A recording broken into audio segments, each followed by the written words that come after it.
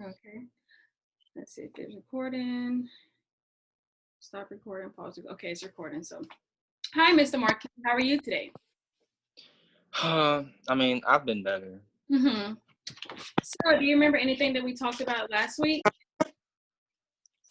Yeah, we talked about trying to envision things in a different light, to think about things differently and to try to interpret it into something positive, Mm-hmm. which So, has been kind of okay, sorry, what'd you say? has been kind of difficult for me. It has. Well, maybe I can help you with that. So, last week we did do that. And we also broke down your situation into an ABC model, which the A represents an activating event, the B represents your release or your interpretation of the event, and C represents the emotional or behavioral consequence. So, could you remind me of how we broke down your situation in those categories? Um, so for A, it was event, and I was sort of upset that it was like a rainy day, Mhm. simply because I had plans to go out, exercise, and have like a little picnic, but that was ruined. Mhm. Um, and B, how it made me feel. It was just I just felt like everything was so gray and ugly, and nothing can go well on a day like that. Mhm. So then I guess C, it just left me feeling, depressed in a way. Okay. So, have you thought of ways that we can honestly make that into a positive situation? Um, I guess I can do something indoors, Mhm. you know. I mean, I can exercise indoors just like I can outside. And I can just cook me a good meal and watch my favorite show that comes on Tuesdays. And you said that you're trying to do a picnic, correct? Correct. Did you end up doing the picnic indoors? Yeah, for the most part. Did it make you happy? Yeah, it made me feel a lot better. And it just made me understand that, I just had to interpret things in different ways. Mhm. I mean, sometimes you never realize that you interpret everything in a negative situation. So, making sure that you always try to make every situation positive. Yes. Thank Hmm. you so much. And just talking about that today just made me realize the things that I'm feeling today, it's not even necessarily like that deep now that I think about it. That's true. Sometimes we overthink things. All right. Well, thank you so much, Miss Cameron. You're welcome. Would you mind engaging in a meditation activity with me Sure. that could help you think about the situation in a different perspective? Definitely. Okay, so for this activity, could you please close your eyes, take a deep breath, and envision yourself in that situation once again? I'm gonna give you a few minutes to think about that. Okay, during the situation, what are you doing as of right now? I am inside looking out the window at the rainy weather and feeling kind of down, Mhm. but I exercise anyways, Mhm. put on my favorite workout music. I cook me a nice meal. Mhm. I watch my favorite show. So, when you envision this, how does this make you, like, what are you thinking about right I'm just thinking about turning something bad into something good, now? positive. Okay. And that's all you're thinking? Yes, ma'am. Okay, you can open your eyes. Hmm. So, how does this situation as of right now, how is it different from the first time you felt this? It's different.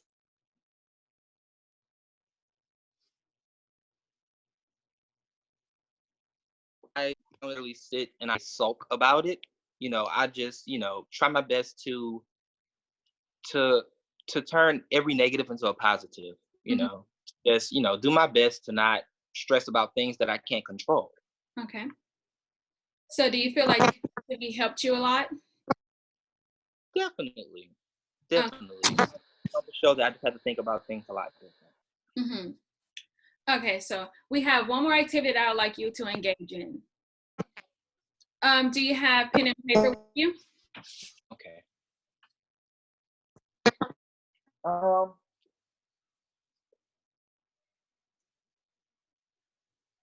Okay, so for this activity, I would like you to write the pros and cons of this situation. okay. Mm-hmm. Want me to say them out loud as I write them? Yes, please. I'm gonna write them down as well. Okay, should I start with the pros or the cons? Start with the cons. Okay. It's a rainy day. Mm-hmm. I'm stuck inside. Uh-huh.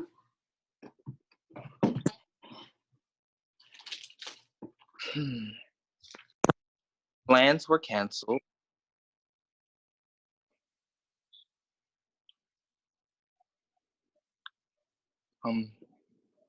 I mean, that's pretty much all I can think of. Okay.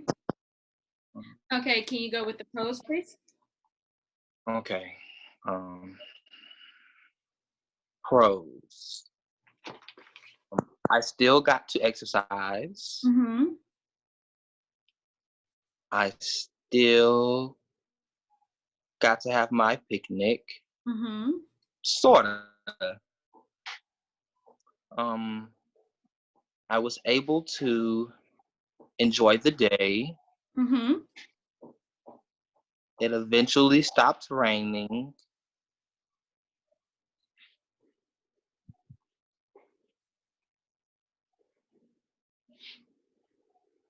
That's pretty much all I can think of.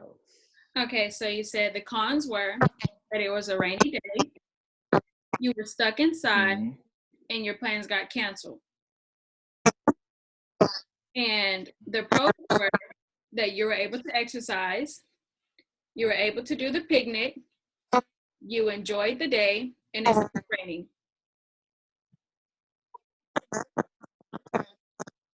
Mhm. Okay, so as we can see that the pros outweigh the cons, correct? Correct. In which that should always be the case. No matter how difficult or upset you are about a situation, you should always try to find a positive thing, like a positive way to interpret that situation. So no matter what you're facing, let's always try to think positive about it. Yes, ma'am. Thank you so much, Miss Cameron. I will try my best to do that. Okay. Well, did you like these activities that we engaged in today? I love them. Okay. So we're going to try to do these for every session. And I have a task for you to complete before you come in for your next session. All right. Okay, for your task, if you face any difficult situation that makes you feel depressed or sad, I would like you to do the ABC model once again and write down the pros and cons and bring it in for the next session. Okay, I can do that. Okay, and our next session will probably be next week. Is that okay with you?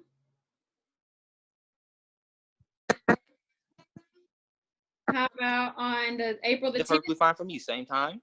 Yes. Yes, ma'am. Instead of on a Saturday, this will be on definitely. Friday. All right, thank you so much. Okay, you're welcome, and I hope you have a You great. helped me out a lot. All right, you too.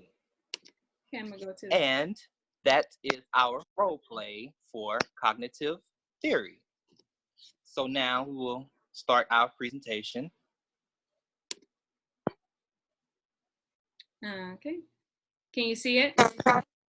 Definitely, we can see it. Okay. All right, so we just started off our presentation with our role play, something different. So we can go ahead and get that on out the way. And to give you a little bit of understanding about cognitive theory before we start. Okay. Next slide, please. Mm-hmm. Okay, so origins of social context. Cognitive theory is consistent with trends in American thought and that have, excuse me, sorry. Cognitive theory is consistent with trends in American thought that have existed since the late 1800s, but wasn't applied in helping profession until the 1950s. This influenced American philosophy, information process theory in computer sciences, and social learning theory psychology. So, as far as American philosophy, um, cognitive theory influenced American philosophers and wait, oh, can we go back for a second? It American philosophy influenced American philosophers, and it tended to have it tended American philosophers. Ooh, I'm stuttering bad. American philosophers evaluated ideas pragmatically. And pragmatics is an approach that assesses the truth of meaning and of theories or beliefs in terms of success in their practical application.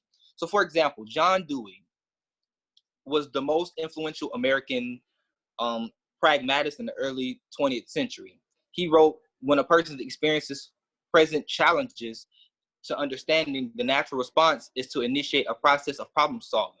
So this led to logical positivism, is what it's called.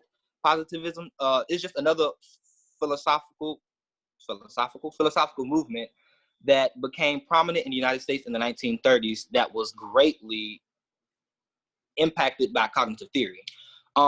It focused on language. Positivists perceived, that the task of philosophy to be analysis and clarification meaning. They were critical on ideas that could not be tested, and these ideas influenced theorists from other fields who became concerned with it being verifiable. And as far as the information processing theory goes, the computer science, the advanced computer technology information was practically influential in the development of the science of cognition. Human service practitioners became interested in how people process information in correcting cognitive errors. And as far as social learning theory and psychology, American psychologist George Kelly introduced a theory of personality in 1955, which a person's core tendency is to attempt to predict and control the events of experience. He described the essence of human nature as the scientific pursuit of truth. And this truth is not absolute, but it represents a state in which perceptions are consistent with our internal beliefs of such. Okay, next slide. Try not to be so long with it, Jesus. Okay. So here we have Albert Ellis, who was the first cognitive therapist publishing Reasons and Emotions in Psychotherapy in 1962. He believed that people can consciously adapt principles of reasoning and be viewed that clients' underlying assumptions about himself or herself and the world as targets of intervention. So the major theme of Ellis's work is that our understanding of how we need to conduct ourselves to maintain security are often narrow and very irrational. And when under distress, these beliefs about how things should or must be, they tend to emerge in those situations. Ellis's therapy focuses on helping people become more reasonable in how they approach and even view their problems. The next, we have Aaron Beck.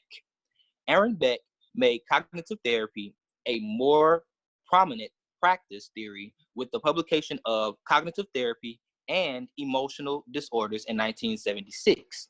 He conceptualized the negativism in terms of cognitive schemas, memory, structures made up of three basic themes of personal ineffectiveness, personal degradation, and the world as an essentially unpleasant place. Mm-hmm. So Beck initially attempted to validate Freud's theory of depression as anger turned towards self. Instead, his observations led him to conclude that that depressed people maintain a negative bias in their cognitive processing. Beck was less confrontational than Ellis, because he saw his clients as colleagues. So, next slide.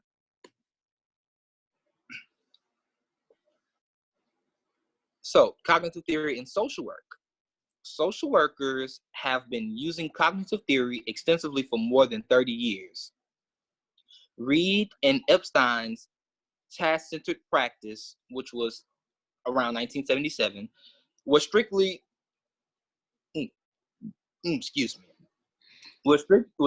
cognitive. It incorporated many elements of structured, rational, behavioral, outcome-focused intervention that characterized, the approach. And then next we had Sharon Berlin with her clinical social work practice, a cognitive integrative perspective in 2002. Her work addressed a gap in the literature on cognitive therapy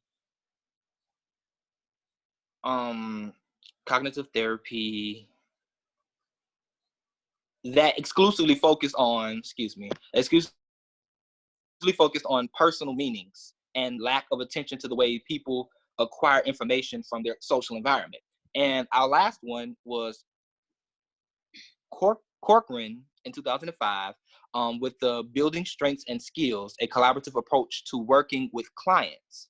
Corcoran constructed a practice approach for social workers that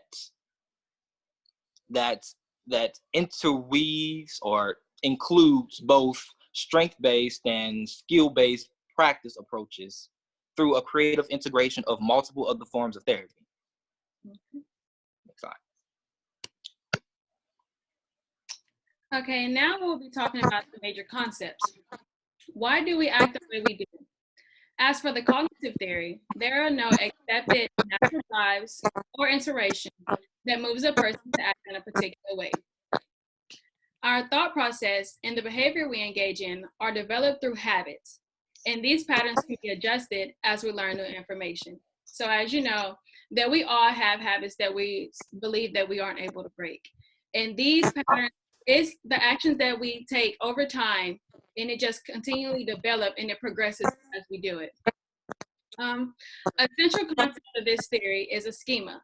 And a schema is a linked mental representation of the world based on our early development in which we use to understand and problem solve something.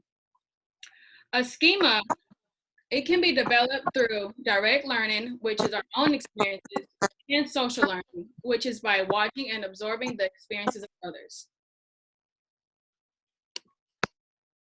As we all know, Piaget's theory of cognitive development plays a huge role in social work. This theory develops in the stages from infancy through adolescence and adulthood. The first schema as an infant is known as a body schema, in which this schema is that infants aren't able to differentiate themselves from the outside world. Core beliefs are also known as schemas, in which they have direct influences on how we view the world and how we react to certain situations that we face. The cognitive theory is also known as a motor theory. Rational thinking can be understood as thinking that is based on external evidence. Yes. It's based on external evidence, it's life-preserving, and it keeps one directed toward personal goals, and it decreases internal conflicts. Let's see. Okay.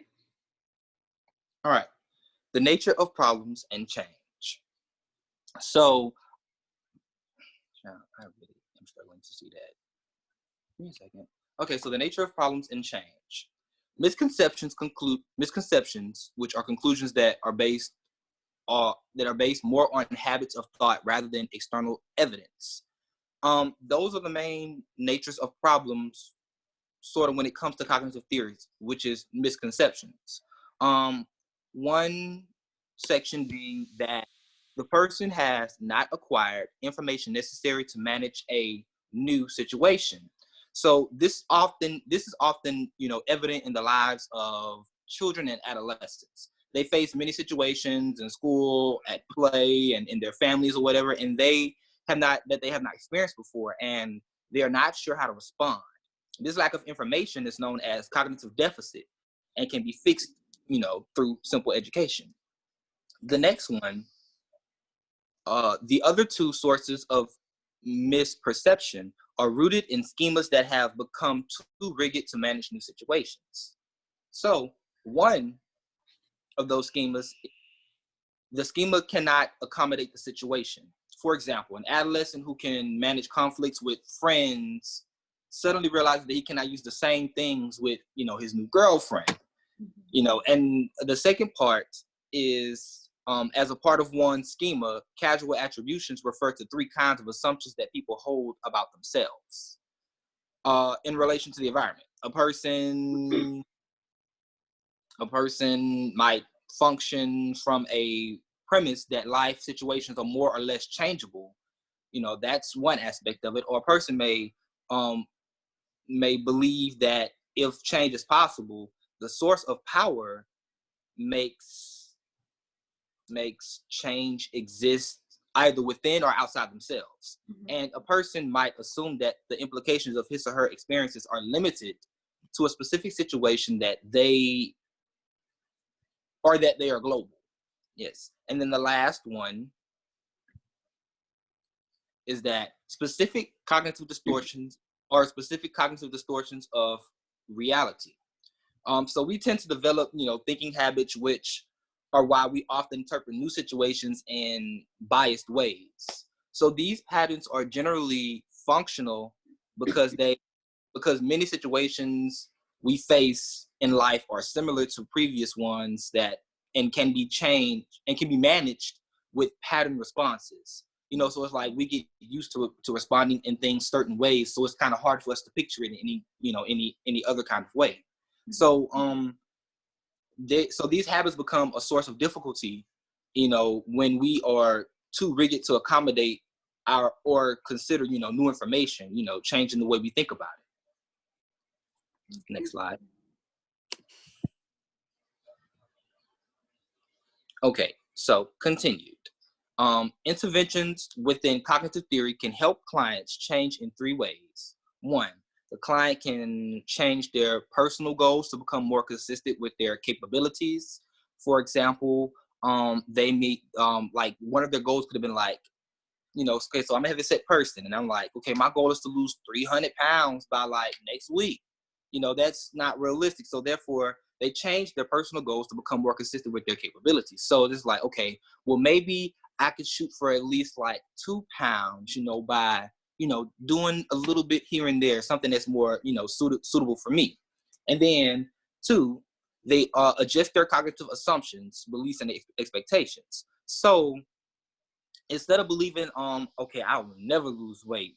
I'm too big for this. No, instead, I would just, start to believe, sort of like, okay, I'm a human.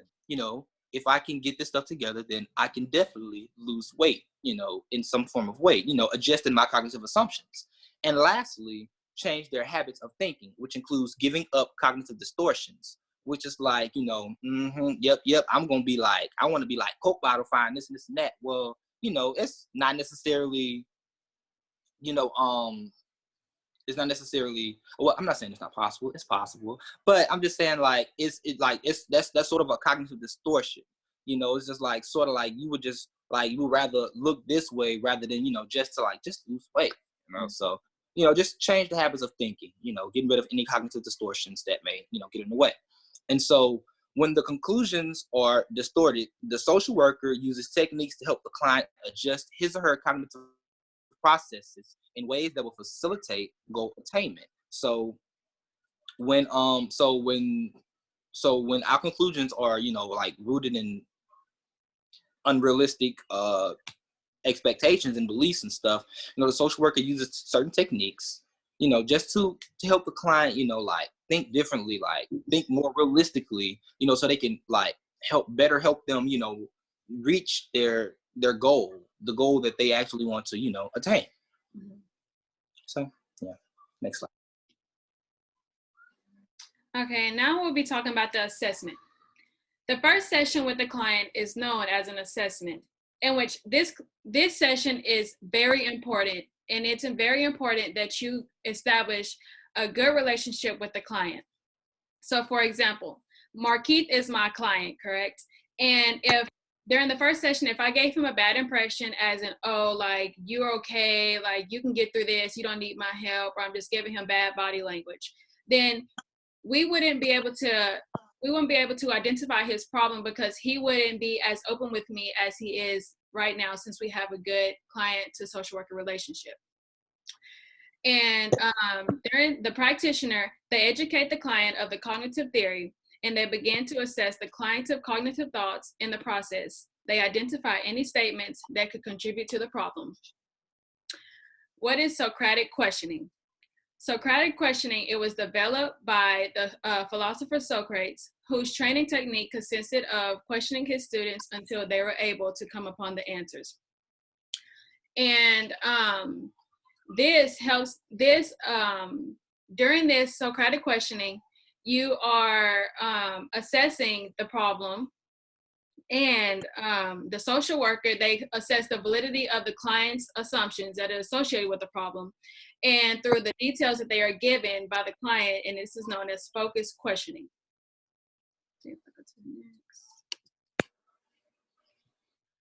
During the assessment, the social worker, they assess the validity of the client's assumptions that are associated with the problem through details that are given by the client and the focused questioning.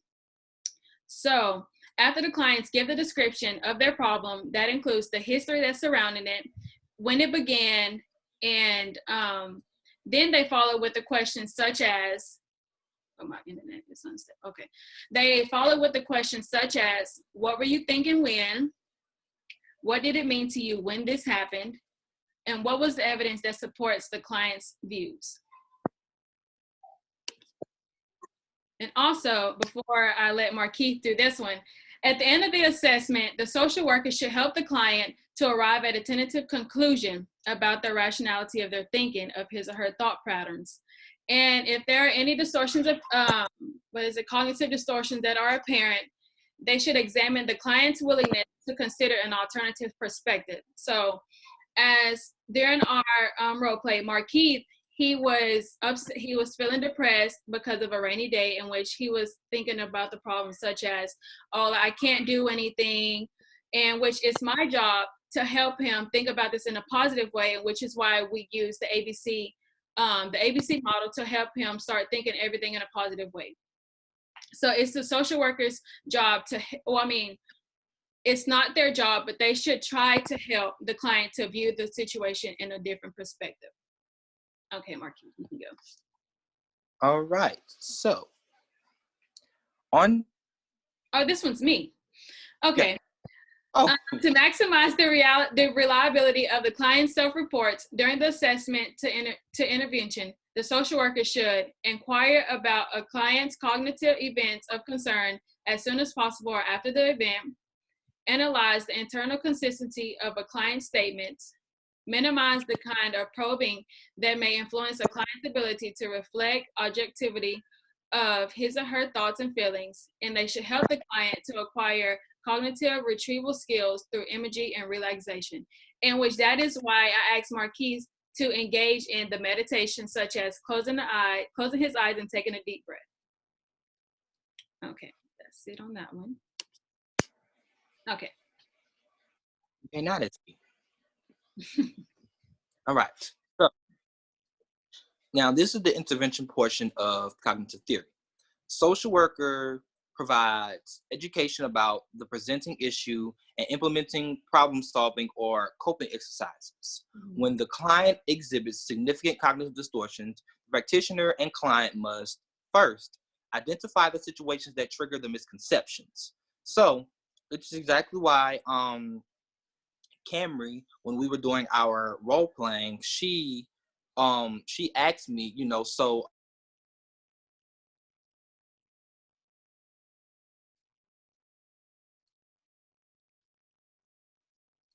Marquis.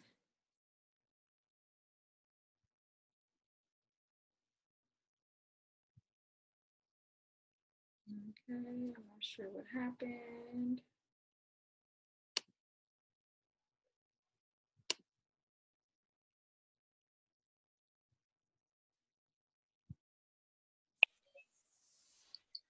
We Okay. back? Yes. Okay, cool. It didn't start recording, did it, Lord? No, it didn't stop recording. Good. I was like, what happened? Yeah, Okay, I don't y'all know. excuse us, There we go.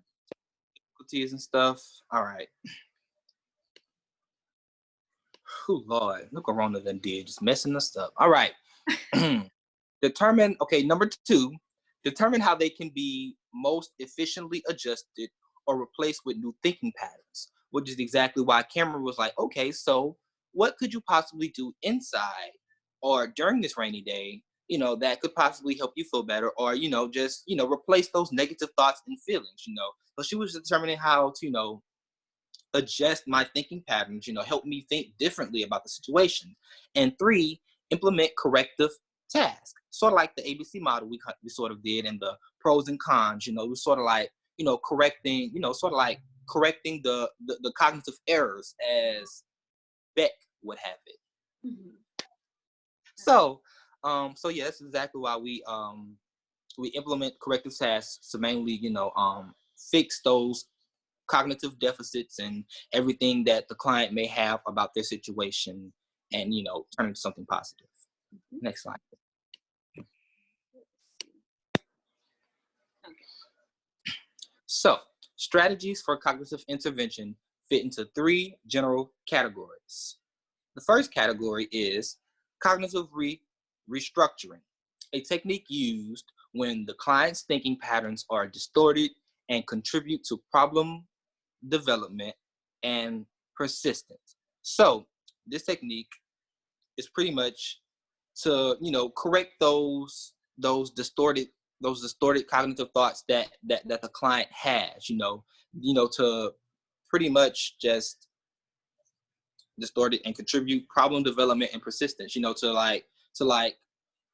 help the client arrive to their own problem solving, thinking process. That way, every time they, think of something, like think of their situation, they would, think of how could I possibly make it better, or problem solving, and make that pretty, persistent in their mind. Um, and number 2, cognitive coping. Social worker helps the client learn and practice new or more effective ways of dealing with stress, negative moods, which involve step-by-step procedures for the client to master new skills. So, back referencing to our role play, how Camry had me use the ABC model and pros and cons, and the meditating was pretty much using a step-by-step procedure, to help me, like master new skills, master how to turn something negative into a positive, to see that the pros outweigh the cons. It's just a effective way of dealing with stress and negative moods. And lastly, problem solving skills development, which is a structured 5-step method for helping clients who do not experience distortions, but nevertheless struggle with the problems that they clearly perceive. So pretty much they may not have any cognitive distortions, like no off the wall antics or beliefs or irrationalities, but they clearly just perceive the situation or the problem differently. Like, for example, it could just be as, oh man, I broke my nail, so now I have to pop them all off. Instead, necessarily, they would just think, oh, I broke my nail, the other ones look good, I'm gonna get that one nail refilled. It's so like just just clearly changing the problem and the way that you perceive it. It's nothing that deep. Next slide, please. Okay, and now last slide for intervention would necessarily talks about spirituality and cognitive theory. Spirituality, oh wait, cognitive theory, my bad. Cognitive theory can facilitate an understanding of client spirituality and promote their reflections on the topic. Remember that spirituality refers to a client's search for and adherence to meanings that extend beyond the self. So, in spirituality and cognitive theory, thinking represents our organized, thinking pretty much represents our organized efforts to create meaning from personal experiences. In the context of cognitive theory, then spirituality can be understood as the core beliefs, or including values that provides us with meaning and motive to our actions. And the next part would be social justice, which attention to social justice issues. The theory incorporates an empowerment approach with its premise that people can be competent problem solvers and can help to generalize problem solving strategies to other life challenges. So in this area, it's pretty much in examining core beliefs. The social worker will, just likely encourage the clients to examine their, personal and social values, which in turn will not only sort of help the client on an individual level, but sort of help on a macro level, as well. It's sort of help them, empower themselves, not only themselves, their community or the people around them, or, just sort of like a chain reaction in a way.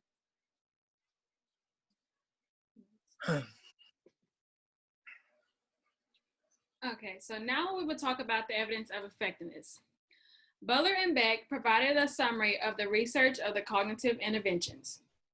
They also reviewed 14 meta-analyses that covered 9,138 subjects and 325 studies. The results indicated that the cognitive theory was substantially superior to the lack of treatment, waiting lists, and placebo controls for adult and adolescent depression and multiple disorders. The interventions for the cognitive theory were moderately superior in treatment and marital distress, anger, childhood somatic disorders, and chronic pain.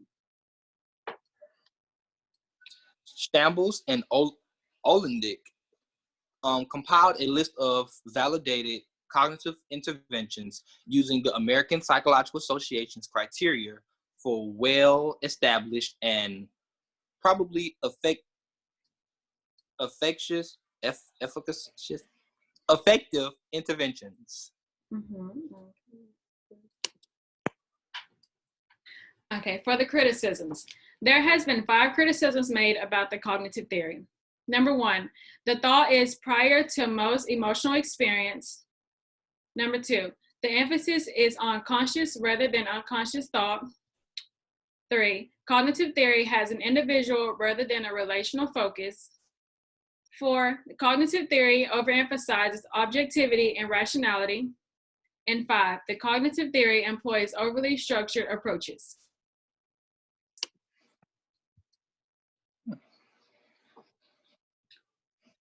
Okay, so in conclusion, cognitive theory emerged in the 1960s and continues to be a popular and effective basis for intervention by social workers.